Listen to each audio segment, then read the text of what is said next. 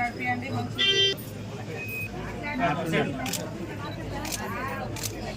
Okay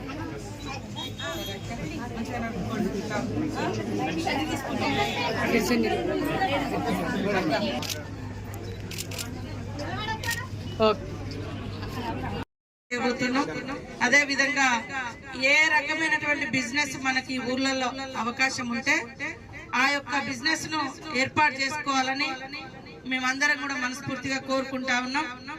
మనం ఇవాళ మహిళా గ్రూపులలో మరి మనకు అవసరం ఉన్నప్పుడు 1,00,000 2 లక్షలు తీసుకుంటాం, అది వివిధ ఖర్చులకు వాడుతాం.